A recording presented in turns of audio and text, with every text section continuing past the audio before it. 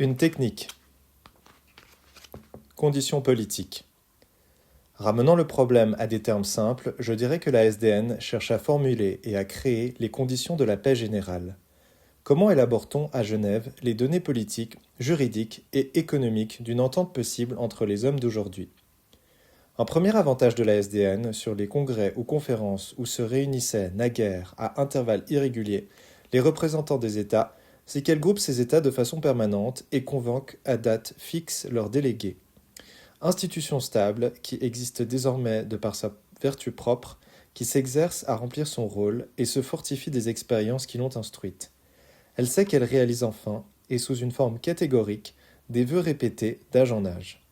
Dès maintenant, malgré ses erreurs et ses insuffisances, elle est devenue indispensable au peuple. Un rendez-vous fréquent d'hommes d'État, une occasion permanente de causer, une habitude d'examiner ensemble les difficultés de la vie internationale. Naguère, quand les gouvernements voulaient s'entretenir de près, il fallait recourir à des entrevues de souverains. Avec un cérémonial compliqué, durant 3 ou 4 jours de revues militaires, de galas officiels, l'événement surexcitait la presse, suscitait les commérages, les soupçons, inquiétait les autres États et les poussait, à leur tour, à des conciliabules. De ces démarches à grand fracas naissaient soit des espérances excessives, soit des craintes longues à guérir. Et parfois, un de ces toasts écoutés, debout, par des personnages chamarrés et suivis d'hymnes nationaux, jette-t-il à la face du monde, sous sa phraséologie glacée et son idéologie faussement rassurante, un soudain défi. Langage de diplomate où les peuples ne se reconnaissaient pas. Mais aujourd'hui, les représentants des gouvernements s'en vont en veston à des rencontres régulières qui n'inspirent aucune surprise.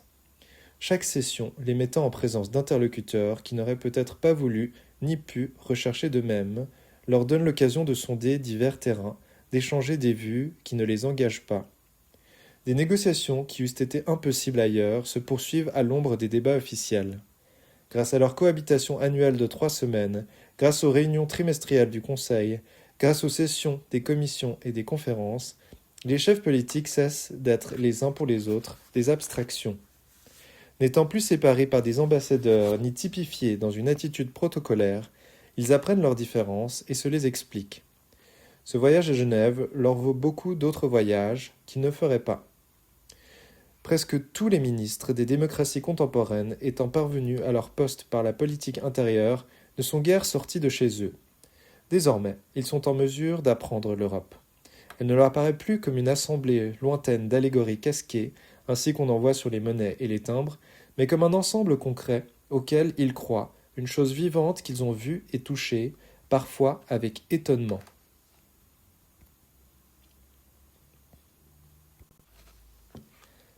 L'Assemblée tient ses séances dans une vaste salle dont on critique justement la nudité. Mais lorsque la Société des Nations se construira des palais, comment les ornera-t-on? Un décor trop prévu jurerait avec une institution sans précédent, et d'autre part, l'internationalisme jamais n'aura de style. Dominés par des tribunes, s'alignent des pupitres où, durant des heures, les délégués écrivent, lisent des journaux et parfois écoutent. Devant eux se dresse l'estrade des orateurs, surmontée elle-même d'un large guignol. Là, flanqué d'assesseurs, trône le président. Autour, rangés sur des degrés, comme un chœur tragique mais qui n'interviendrait pas, tout au moins à voix haute, se groupent des membres du secrétariat. Est-ce un parlement? Non, puisqu'il ne s'y trouve point de parlementaires. Les honorables réunis sous ce vitrage n'ont pas été nommés par leur peuple, mais délégués par leur gouvernement. Ils ne subissent donc pas la pression de l'électeur. Leur mandat est à court terme, et ils n'en tirent guère que des avantages de prestige, ce qui n'arrive plus aux parlementaires. Ils ne forment pas des partis, ni droite, ni gauche, ici, mais, en théorie du moins, des États assis côte à côte. S'ils élisent le Conseil, celui-ci n'encourt pas de responsabilité ministérielle. Impossible de le renverser. Aussi ne siège-t-il pas sur des bancs spéciaux, invisibles à la fois et présents. Chacun de ses membres rejoint la délégation de son pays. Et qu'est-ce qu'un parlement sans éloquence? Sans doute étonnerai-je certains de mes lecteurs qui se plaignent de ce qu'ils appellent le verbalisme de la Société des Nations et s'imaginent que l'essentiel de son activité consiste en joutes oratoires. J'affirme que devant cette assemblée cosmopolite qui s'exprime en 2 langues au moins, Les virtuosités oratoires sont risquées, les sous-entendus souvent inutiles, l'ironie toujours dangereuse. L'appel aux passions y est interdit. L'obligation de traduire coupe ou retarde les effets des harangues, car ceux des auditeurs qui comprennent la version originale sont gênés vis-à-vis de ceux qui attendent la traduction. Ils applaudissent avec réserve pour ne pas avoir l'air de se servir les premiers. Les autres, qui n'ont de l'orateur qu'un réchauffé, hésitent à applaudir son double.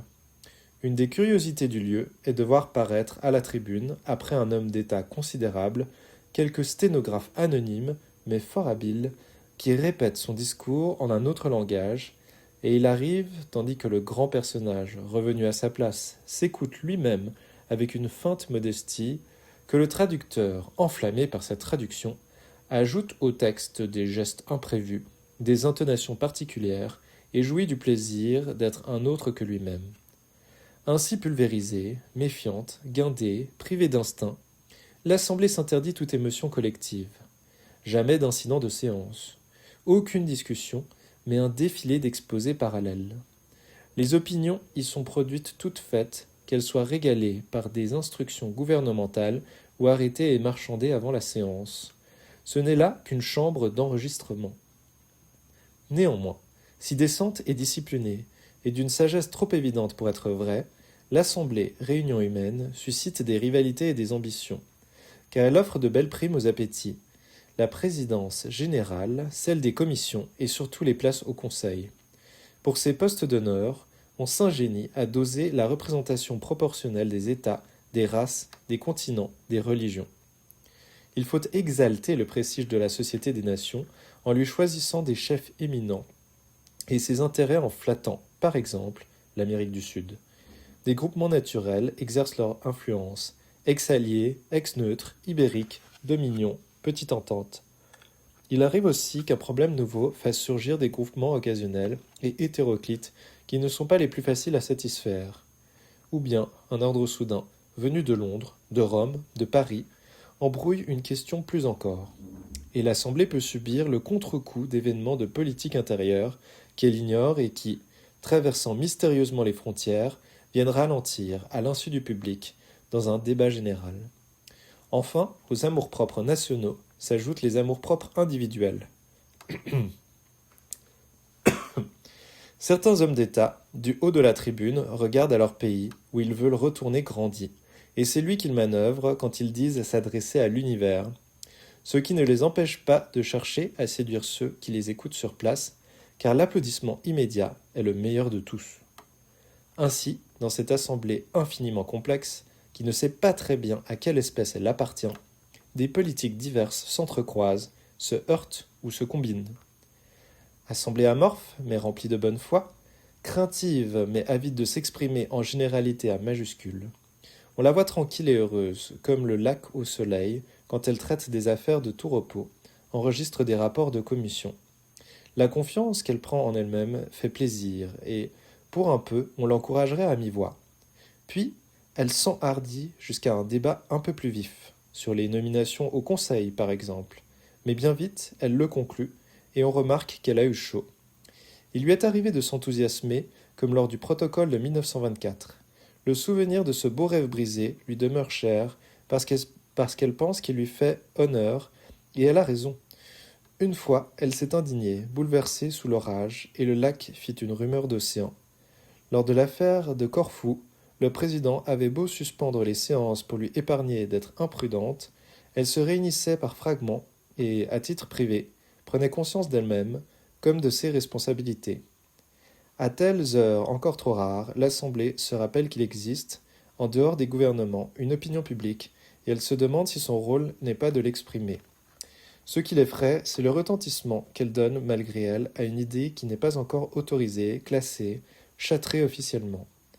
Mais elle acceptera, peu à peu, d'être une table de résonance, un haut-parleur qui proclame et amplifie jusqu'aux extrémités de la terre ce que le Conseil, en négociant, en chipotant, en rusant, finira par appliquer en partie. L'Assemblée doit devenir le forum où se manifesteront publiquement, librement, les thèses, les plaintes et même les rancunes qui, maintenus dans l'ombre, obligés au silence et parfois niés, empoisonnent la politique générale. Il faut signaler que l'Assemblée recèle des meneurs dissimulés. Certains délégués, rarement vus à la tribune et peu cités dans les journaux, sont néanmoins fort actifs. Ils joignent aux joies de l'intrigue celle de la tenir secrète. Quelques-uns complotent à titre gratuit, rien que pour se savoir très fort à l'insu de tous. Tel ce représentant d'une petite république américaine qui, durant toute la session, combine des réussites. Privé par lui-même de puissance, il parvient à rallier des intérêts, à additionner des voix, et s'amuse comme une table de jeu. Seulement, comme les couloirs et les vestibules sont étroits, qu'on s'y entasse et s'y entend d'un groupe à l'autre, beaucoup de manœuvres s'opèrent dans la salle même. Ce travail des coulisses, transporté sur la scène, c'est de la tribune des journalistes qu'on l'observe le mieux, d'autant plus que les délégués ne pensent pas à lever la tête et à se méfier. Rien n'est plus comique qu'une vue plongeante sur les hommes. On voit celui-ci se lever et faire sa cour à Monsieur Briand, puis, décrivant un long détour pour dérober sa piste, aller de toute évidence tenir un autre langage à Monsieur Nansen ou au comte Apponyi. Ou bien, après un discours, l'orateur est vivement félicité par des collègues accourus. Mais revenus à leur place et se croyant dissimulés par leur pupitre, les complimenteurs trahissent par leur mimique une opinion plus libre et qu'ils communiquent à leurs voisins. Au lieu d'écouter un rapporteur qui traite à la tribune du trafic de l'opium ou des contributions arriérées, il est plus instructif de suivre dans les profondeurs de la salle le va-et-vient de tels secrétaires de grand homme qui, presque incognito, comporte, rapporte et, plus souvent qu'on ne le croit, engage son maître, l'entraîne ensuite, savourant la réalité du pouvoir sans souffrir de l'ennui des honneurs. Théoriquement, l'Assemblée et le Conseil disposent de compétences semblables, puisqu'ils possèdent en commun le droit de discuter toutes les questions qui relèvent de la Société des Nations. En fait, celui-ci, beaucoup moins nombreux, mais se réunissant plus souvent, est un organe exécutif. Il administre, il accueille les plaintes et les recours, il guette dans l'univers toute occasion de conflit et s'offre à le résoudre. D'une part, donc, il fait marcher les rouages réguliers et permanents de la société. D'autre part, il se tient prêt à intervenir à l'improviste entre les États. On fait au Conseil beaucoup de reproches, souvent contradictoires. Les uns lui en veulent de sa pusillanimité, mal déguisée, sous de grands airs solennels. Alors que sa haute mission lui enjoint de mettre de l'ordre dans le monde entier, il se garde avec soin de s'avancer dans des régions difficiles où son autorité risquerait d'être méconnue. Il ne s'occupe pas des affaires de Chine ni des relations italo-yougoslaves.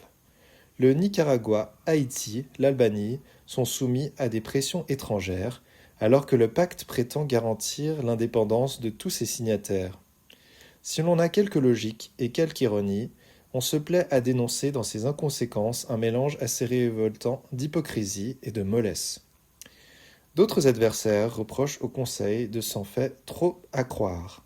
S'il a réussi à résoudre certains litiges entre États secondaires, c'est que personne, y compris les intéressés, ne désirait la rupture. À défaut de son intervention, l'influence des grandes puissances aurait suffi à maintenir la paix. Pourquoi donc se vanter d'un résultat qu'on aurait aussi bien obtenu avec plus de simplicité ? Et cette autorité prétendue ne s'évanouirait-elle pas le jour où s'affronteraient des États considérables, difficiles à intimider ? Il est sage de reconnaître à la fois l'utilité du programme de la Société des Nations et sa faiblesse à l'appliquer, d'estimer nécessaire son effort sans exiger qu'il doive toujours aboutir, d'éprouver de la gratitude pour ce qu'elle a déjà fait, sans lui en vouloir de ne pas tout faire, car elle ne prétend pas encore supprimer la guerre, mais la rendre moins tentante, moins commode.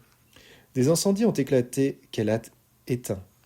D'autres qui menaçaient, elle les a étouffés avant l'embrasement, et il faut mettre à son crédit cet étouffement préventif, lui savoir gré que sa seule existence ait empêché un conflit de naître. Cependant, il serait puéril de se borner à interdire l'usage de la force pour régler les litiges, car ceux-ci n'en existeraient pas moins. En place de la guerre, la Société des Nations fournit d'autres procédés de solution, procédés qu'elle étudie et prépare à l'avance. Il ne suffit pas en effet de désarmer les peuples, il faut faciliter la réalisation raisonnable de leurs vœux. D'où la nécessité d'organiser le monde, non pas seulement en vue des crises, mais pour la vie quotidienne, afin d'assurer son existence régulière et satisfaire ses besoins normaux. Les affaires internationales sont, comme la mer, animées d'un perpétuel remous. La paix, ce n'est pas le calme plat, une immobilité irréalisable. La paix, c'est une réadaptation incessante de phénomènes qui, par nature, s'entrechoquent. C'est une mise au point éternellement recommencée. Il y aura toujours des affaires. Après celle-ci, une autre naîtra, comme le flot succède au flot. L'important, c'est l'existence d'un organe destiné à les régler. Certes, le Conseil est prudent, hésitant, et parfois mou. C'est qu'il est dépourvu de toute puissance coercitive. Il ne pourrait recourir éventuellement qu'aux forces des États qui composent la SDN. Sans cet appui, il ne peut que désigner l'agresseur, décréter la rupture, appeler au secours, organiser le blocus. Et surtout, pas plus qu'il ne le peut, il ne veut être autoritaire. Sa méthode n'est jamais d'imposer la paix, elle est de la suggérer. J'entends par là que, se refusant à user de la violence même pour l'interdire aux autres, ce qui est assez neuf, le Conseil tente d'amener les adversaires en présence à souhaiter eux-mêmes de s'entendre. Il vise à la paix consentie, à l'accord de bon gré et d'égal à égal. Dès lors, pourquoi prétendrait-il intervenir là où les parties d'avance le récusent, ou bien quand l'apaisement se produit tout seul? Et d'ailleurs, en prenant sur elle certains insuccès et même certaines humiliations, est-ce que la Société des Nations ne les épargne pas aux États qui la composent? Je veux dire que leur point d'honneur national leur rendrait amer d'encaisser tel échec, tel refus, et qu'ils exigeraient peut-être des excuses ou des compensations bien dangereuses. L'opinion publique, si susceptible pour son propre pays, l'est heureusement beaucoup moins quand il s'agit de la Société des Nations, et consent volontiers que celle-ci fasse des sacrifices d'amour-propre en faveur de la paix à la place des autres. La Société des Nations fonctionne là comme un gigantesque amortisseur. À Genève, Bismarck ne pourrait pas pratiquer la politique du poing sur la table, mais bien plutôt celle du maquignonnage, Kuhhandel et non Faustrecht. Puisque personne ne peut imposer sa volonté particulière et qu'il importe de rallier le plus grand nombre des voix, sinon même l'unanimité, la seule politique possible est celle du compromis, laquelle comporte bien entendu des intrigues, des confusions, des rabais. Mais quoi? Nous sommes ici dans une démocratie des nations, où la loi doit satisfaire la majorité. Chacun a son mot à dire et peut opposer son veto. Tant qu'il se conforme à la règle du jeu, un irréductible ne peut être jeté dehors. On ne l'aura qu'à force de persuasion, de cajolerie ou de menaces discrètes. Le pacte oblige à pactiser. Régime donc du marchandage et de l'à peu près, de l'adaptation progressive, du tâtonnement progressif vers l'accord. Mais l'essence de la vie est dans cet enfantement douloureux, dans ce désordre de nature qui tout de même aspire à une perfection. Sous le contournement des formules, il y a une réalité qui se cherche, une suite de refus et de désirs, d'acceptation et de dérobade. De ce chaos heurté et contradictoire, l'homme tirera, à force d'échecs, plus ou moins réparés, une harmonie approximative.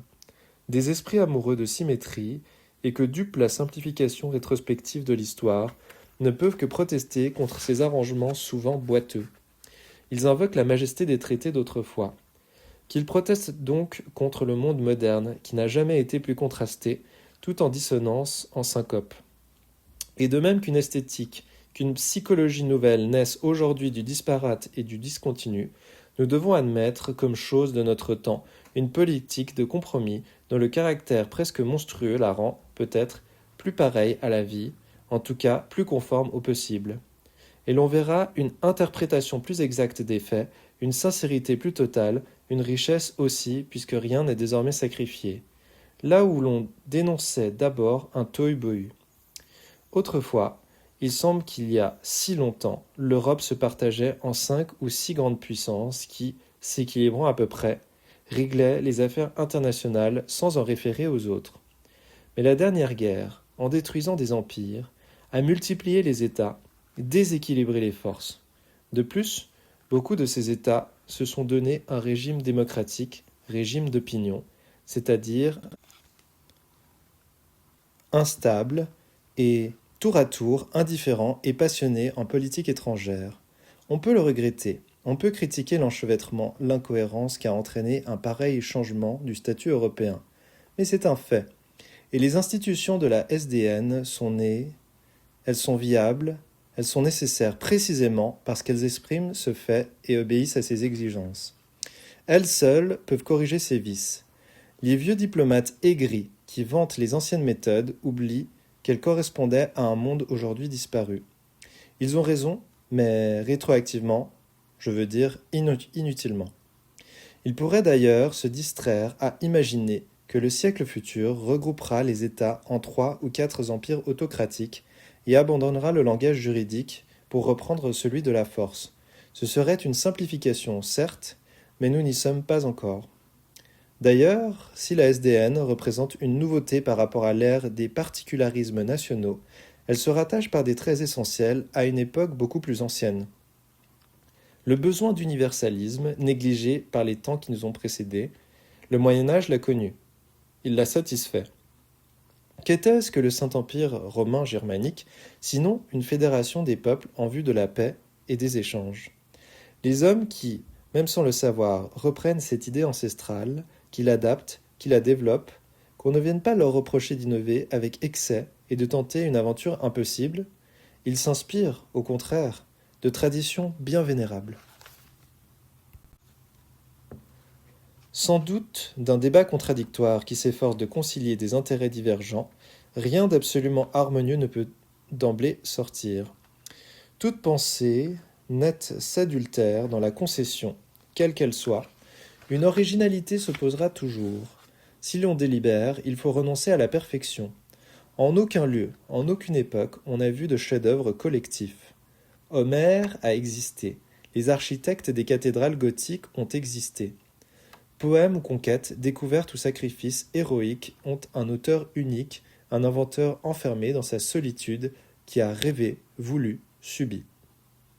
En politique générale, à l'individu triomphant correspondant l'État hégémonique. En politique générale, à l'individu triomphant correspond l'État hégémonique. Tour à tour, chaque nation a tenté d'établir sa tyrannie sur le monde. Seulement, l'humanité ne veut plus entendre parler de ses expériences d'hégémonie parce qu'elle en a trop souffert. En s'unissant par des promesses, les nations ont justement voulu s'assurer contre l'autorité abusive d'une seule. Leur groupement est né de leurs souvenirs et de leurs craintes. Désormais, elles vivent en communauté, c'est-à-dire en état de subordination réciproque. Ensemble, elles se surveillent et le pacte les tournerait toutes contre elles qui prétendraient les asservir. Comme la paix aujourd'hui est internationalisée, la guerre le serait demain, ce qui intimide l'agresseur éventuel. Genève, en constituant une instance publique à laquelle se plaindre et demander appui, épargne à n'importe quel État le danger du tête-à-tête. Échappant au mystère, puisque tant de témoins peuvent en être immédiatement saisis, la moindre rixe apparaît en pleine vue, les coups de main, les règlements de compte brusques et impératifs deviennent irréalisables. Toute affaire internationale implique maintenant des tiers. Et ces tiers, adversaires peut-être par ailleurs, travaillent ensemble à résoudre les litiges d'autrui. Chacun cesse, un jour ou l'autre, d'être parti pour devenir conciliateur. Quel juge ne gagnerait pas à être une fois plaignant et quel plaignant à être juge? Est-ce qu'en juillet 1914, la crise ne s'est pas accélérée et soudain aggravée parce que personne ne voulait quitter sa capitale et confronter ouvertement sa thèse à celle de ses adversaires? Est-ce que d'emblée, parce qu'elles n'avaient pas de centre commun, les grandes puissances ne se sont pas opposées en deux groupes rivaux bientôt irréductibles? La SDN cherche à empêcher les blocs d'État de se cristalliser. Si elle ne peut ni ne veut interdire les amitiés particulières, elle y adjoint des obligations générales qui leur font contrepoids. Interdire les traités clandestins n'empêche peut-être pas d'en conclure, mais les rend inavouables. Grâce à l'hypocrisie, il devient difficile au cynisme de déployer tous ses avantages.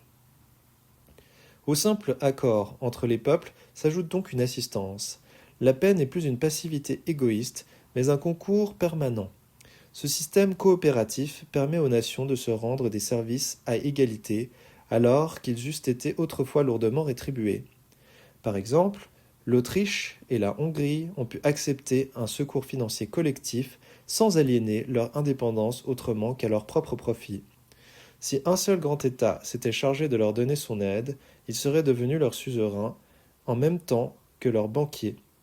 La Grèce n'a pas hésité à demander son appui à la SDN pour établir ses réfugiés ou lutter contre des épidémies. Personne n'a jugé qu'elle se plaçait ainsi sous tutelle. Toutefois, ces procédés de conciliation et d'explication offrent le danger, dit-on, de surexciter les antagonismes en mettant les adversaires en présence, en les entourant de spectateurs. On ne s'entendrait bien que de loin. Alors que le dialogue toujours lent des chancelleries refroidit les passions, la prise de contact rend les oppositions irréductibles et entraîne aux paroles irréparables. Je réponds que notre époque, grâce au progrès technique, vit désormais de la présence réelle. L'image gesticulante de l'homme en vedette apparaît chaque soir dans tous les cinémas du monde avec les signes irrécusables de l'évidence. La voix de l'orateur, la sonorité du concert, le carillon de Westminster retentissent à tous les étages des maisons. Par l'avion, le téléphone, la télévision, l'éloignement s'évanouit. De jour en jour, les moyens de détruire l'absence se perfectionnent. Et l'on voudrait que seule la politique gardât ses distances. Nos mœurs, révolutionnées par la mécanique, réclament le face-à-face. Une institution ne rend de véritables services qu'à la condition d'être marquée du millésime de son temps. Si la SDN reprend, je le répète, une tentative plusieurs fois essayée dans l'histoire, elle n'en ressemble pas moins aux nouveautés modernes. La conversation ininterrompue qu'elle organise entre les États correspond à la vibration incessante des échanges qui remplit notre atmosphère. La science nous montre que l'univers est fait de répercussions. C'est ce système d'interférences, de soudains courants indirects, de conséquences propagées en coups de foudre, de liaisons inextricables. C'est ce régime de promiscuité et de contagion, de publicité violente, en faisceau de projecteurs exclusifs de solitude, de secrets, de repos. C'est cet enchevêtrement hypersensible que la SDN, l'exprimant sur le plan politique, s'efforce de coordonner et aussi de tranquilliser. Les protagonistes attablés à Genève savent qu'ils représentent leur État devant la masse de témoins qui les entourent et les observent. Ils sont trop maîtres d'eux-mêmes pour le discréditer à leurs yeux. Les obligations mutuelles de la politesse, l'estime où l'on tient un confrère de bonne foi, la vision immédiate de cet interlocuteur, avec son souffle, son regard, ses tics, tout contribue à atténuer les intransigeances. Au texte d'une note se substitue une personne. Contrairement à la méthode écrite, la méthode verbale permet le lancement d'hypothèses à demi gratuites et aussi les retours en arrière, les allusions, les fausses sautes d'humeur et enfin les accords brusqués. Elle utilise un mot d'esprit et un sourire, la lassitude d'un long entretien, la sympathie qui naît d'une collaboration. Tant que l'on cause, tout reste possible. Cette sympathie, il arrive qu'elle se transforme en amitié et l'on assure que M. Stresemann nourrit pour M. Briand et Chamberlain une véritable affection. À se découvrir semblables, quoique parfois opposés, les délégués se rassurent, ils font l'apprentissage de la confiance. Qu'est-ce qui rend si lents les progrès de la stabilisation européenne ? Simplement la peur. Chacun craint son voisin, mais s'il s'apercevait à quel point son voisin le redoute, tout le monde éclaterait de rire. Comment dissiper l'anxiété, l'insécurité, le sentiment excessif de sa propre faiblesse ? En montrant qu'une telle angoisse est générale. Alors, des tranchées où ils s'abritent, sortiront les hommes, et ils cesseront d'être terrifiés quand ils se verront nus et pareils. À se considérer de très près, peut-être les hommes s'en estiment-ils moins, mais ils se plaignent davantage. Le prestige disparaît, mais ils prennent courage en constatant chez les autres la même misère que chez eux, la même faiblesse avide de protection, les mêmes inquiétudes, les mêmes espérances, et je dirais aussi la même sincérité. Personne, à Genève, n'est absolument chez soi. Un ministre au fond de son cabinet et au centre de sa capitale, gardé par ses huissiers, ses journaux, ses amis et ses obligés, sa majorité parlementaire, s'exprime en maître entre des miroirs qui lui renvoient sa propre image. À Genève, il se sent dépaysé. Son adversaire aussi. Il ne peut s'enfermer dans sa vanité nationale. Son adversaire non plus. Mais chacun se trouvant sur sol neutre, cette identité de position leur fait sentir ce qu'ils ont de commun. Les problèmes qu'ils discutent cessent de leur appartenir tout à fait, se composent dans un ensemble aux perspectives nouvelles, convergent vers ce qu'il faut bien appeler, puisqu'il existe, l'intérêt général. Chez lui, l'homme d'État tient sa presse. Ici, il se trouve en face de journalistes de toute nation qui lui échappent. Vieux habitués des complications d'après-guerre, c'est encore dans l'atmosphère de Genève qu'il respire le mieux. Comment chambrer des esprits aussi critiques, sans la moindre gêne, il surveille les importants personnages qui délibèrent sous leurs yeux. Il les arrête au détour d'un couloir, ils les prennent à part à l'issue d'un dîner, les questionnent et leur manifestent sans embâge leurs avis personnels. Redoutable familiarité. Interpellés, assaillis, grondés parfois, les maîtres du pouvoir prennent connaissance sur le champ des réactions qu'ils suscitent. Il leur est loisible de n'en pas tenir compte, mais comment boucheraient-ils leurs oreilles à ce grand bruit de marée montante que fait la presse universelle ? Sans doute, l'autorité risque de compromettre son prestige dans ce coudoiement. Point d'apparat, aucune révérence au milieu de la cohue qui s'écrase dans les vestibules, dans les salles de commission. Mais si les journalistes sont insistants, c'est que la nécessité de télégraphier les contraint. Et leur impatience irritée s'explique aussi parce qu'ils ont fini par s'attacher à la SDN, dont ils sont les bourdonnants interprètes. Leur scepticisme de surface dissimule une ferveur ailleurs trop souvent froissée. Enfin, les hommes politiques eux-mêmes se prêtent à leurs investigations et les encouragent et leur sourient. C'est qu'ils se savent, eux et leur pays, à la merci de ces propagateurs de renommée. Une parole dite dans le hall du secrétariat est imprimée quelques heures plus tard en 30 ou 40 langues. Un tel retentissement mérite des égards. Et n'y a-t-il pas entre la presse et la SDN une parenté de nature ? Toutes deux croient à la valeur de la publicité, font appel à l'opinion, souhaitent conseiller et réformer. Elles ont besoin l'une de l'autre et leurs défauts même les rapprochent. Revenant au fait expérimental que l'accord finit toujours par s'établir à Genève, au point qu'on en a rendu responsable jusqu'à l'ennui d'y demeurer trop longtemps, j'ajouterai une explication complémentaire. Un des caractères de la Société des Nations est d'être un club, un grand club, où l'on n'est pas reçu comme on veut. Assurément, les peuples qui la composent n'en ressentent nulle vanité, mais je parle de leurs représentants. Ceux-ci arrivés de partout, disparates et méfiants, retrouvent, dès qu'ils ont ouvert leur malle et rencontré quelques camarades, le sentiment de former, durant quelques jours ou quelques semaines, une collectivité. Retournés chez eux, peut-être céderont-ils à un certain désabusement. Au cours de la session, la plupart sont des convaincus. Ils pratiquent une charmante courtoisie réciproque, suivent avec méticulosité les règles du jeu, s'amusent des mêmes potins et se consacrent avec zèle, dans un esprit tantôt académique, tantôt sportif, au travail commun. Liés par l'idéal qu'ils servent comme par l'urgence de combiner leurs intérêts particuliers, il est naturel que s'institue entre eux une camaraderie d'équipe. Camaraderie flatteuse, d'ailleurs. Si importants soient-ils dans leur patrie, les nouveaux venus s'en sentent d'abord un peu intimidés par des réunions éclatantes de talent et de réputation, de titres, de fortune et de puissance. Isolés au milieu de tant de poignées de main, ils se font présenter, posent des cartes, adoptent le ton du lieu, se rengorgent et, enhardis, enfin, fraternisent avec ces ministres universellement connus, ces fameux diplomates, ces financiers richissimes, cet helléniste célèbre, cet explorateur glorieux. Le prestige de tous est rehaussé par celui des vedettes, et les vedettes sont enchantées d'une galerie si différente. Il y a tant de relations à cultiver, ici, que tout le monde a besoin de chacun.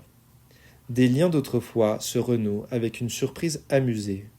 On s'est vu en d'autres temps et sous d'autres étiquettes. Tel ambassadeur polonais a appartenu au conseil de l'Empire russe. Tel Autrichien a eu sous ses ordres un délégué hongrois. Beaucoup de l'ancienne Europe, celle des cours, des cousinages nobiliaires, se retrouvent à la SDN et y enseignent les manières traditionnelles. Mais cet élément fait déjà figure archaïque.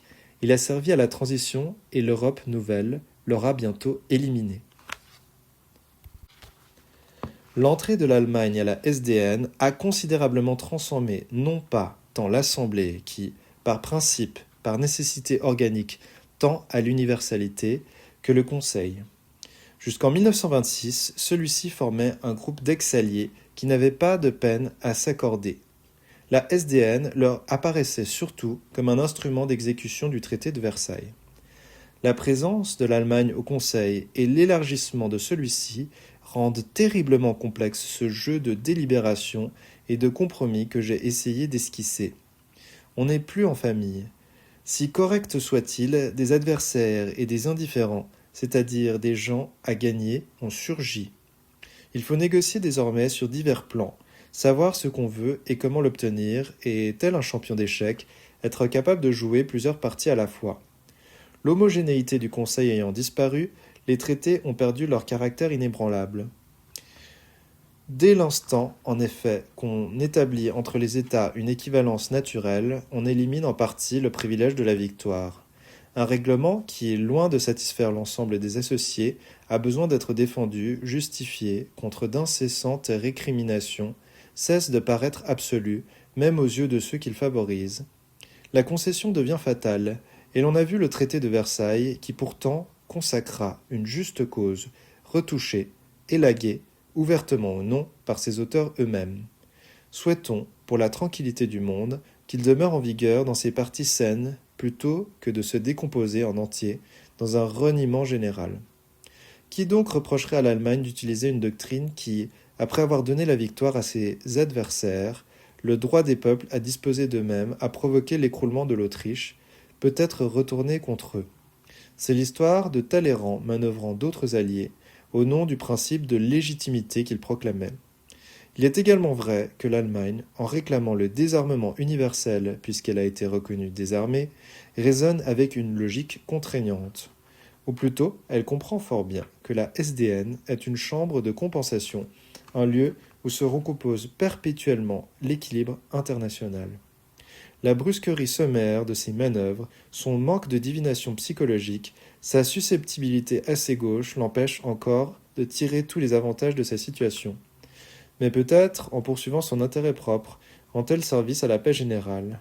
Celle-ci courait de grands risques à demeurer immobilisée dans un statut intangible. Les nations se développent ou entrent en décadence, leurs conditions morales et politiques se transforment, leurs rapports se modifient. La Sainte Alliance constituait un système rigide, et il a éclaté sous la pression d'aspirations soudaines qu'elle ne prévoyait pas à sa naissance. Par sa réclamation éternelle, l'Allemagne inquiète mais stimule. Elle tient tout le monde en haleine, elle anime la partie, la dramatise parfois. Surtout, elle dissipe ce sentiment funeste, générateur de désastres, que quelque chose ici-bas pourrait être définitif.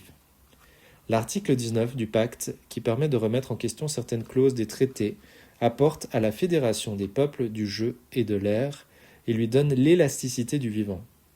Il ne correspond pas à une notion statique de la paix, à l'idée latine d'un droit écrit pour toujours, mais au sentiment germanique du devenir, à la préférence anglo-saxonne pour la coutume. Toutefois, il ne saurait être invoqué comme un moyen de bouleversement. C'est une soupape, ce n'est pas un détonateur d'explosifs.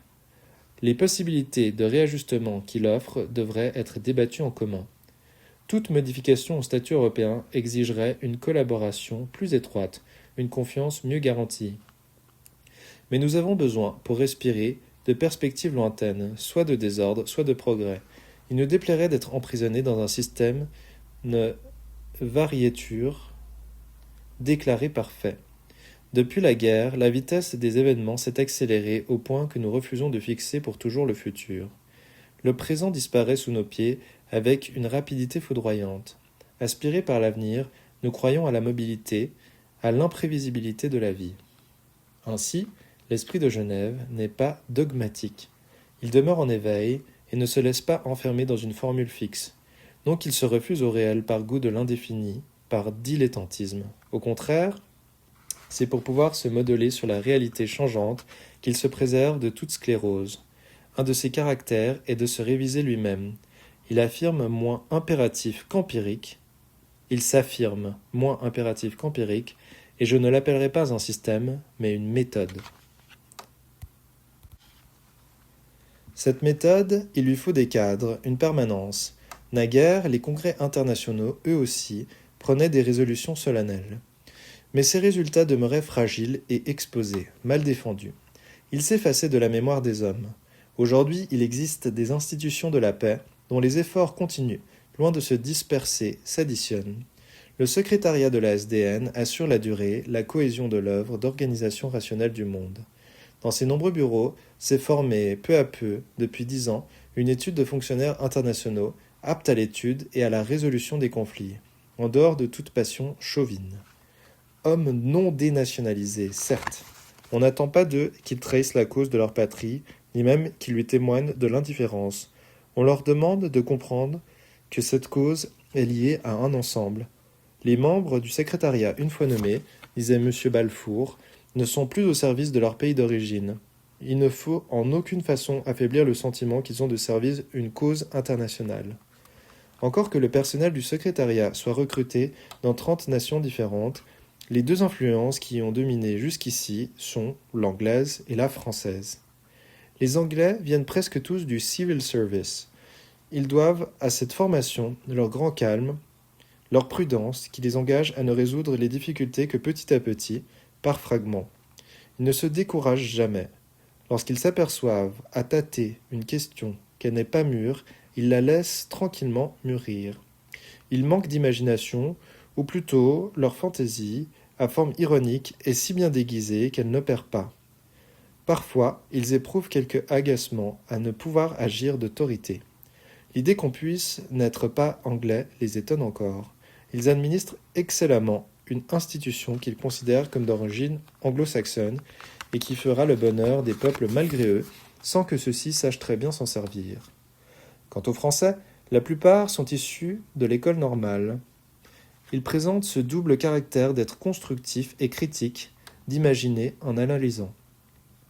Le normalien apporte au secrétariat une ferveur assez radicalisante, l'amour de l'expression juste, une faculté de voir les ensembles qu'il doit à sa culture classique. Il n'improvise pas au jour le jour, comme l'anglais. Il prolonge à l'infini des lignes depuis longtemps repérées. L'anglais est un conservateur à idées avancées, le français est un homme de gauche traditionnaliste. Fruit de cette collaboration, une méthode s'est instituée au secrétariat. Elle consiste à établir tout d'abord le dossier du problème à traiter. Cette investigation des données premières se fait au moyen d'enquêtes et de questionnaires dont l'érudition méticuleuse est d'une admirable loyauté. Quand on tient les renseignements exacts, on réunit les hommes, c'est-à-dire qu'on convoque des experts choisis en tout pays et pour leur excellence. Ceux-ci suggèrent une solution que le secrétariat propose au Conseil. On convoque alors une commission.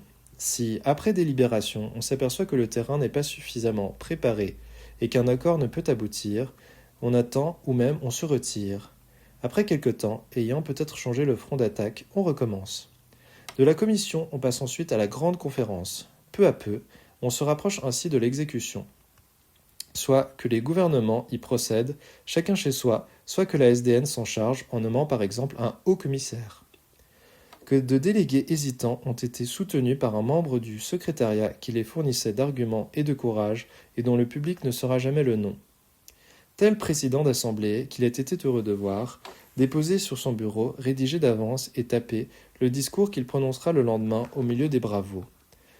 Et que de gaffes épargnées à d'illustres personnages par tels diligents fonctionnaires, avisés, attentifs et souriants. Autant le conseil tâtonne, atterre-moi, autant, dès qu'il s'est résolu, l'exécution par le secrétariat est-elle rapide et fructueuse. Le repêchage financier de l'Autriche, le partage de la Haute-Silésie sont des opérations de grand style menées avec décision et aussi avec une ardeur jeune, sans inutile bureaucratie, sans embarras de précédents. Aucune entreprise de la SDN n'a failli jusqu'ici par maladresse ou ignorance. Toutes ont eu, j'entends dans la mise en œuvre, un caractère brillant et précis.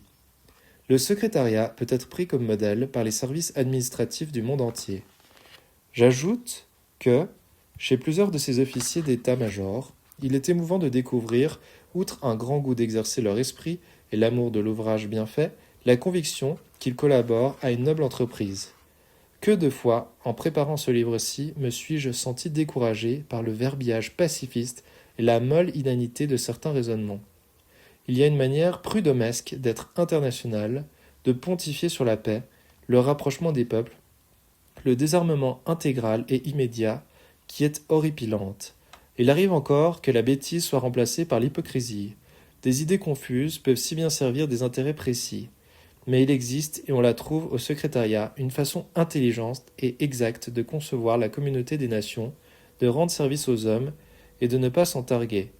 Non pas un de ces optimismes faussement généreux qui prépare les pires déceptions, mais une clairvoyance sensible à l'idéalisme réalisateur où l'ironie donne du ton à la fidélité.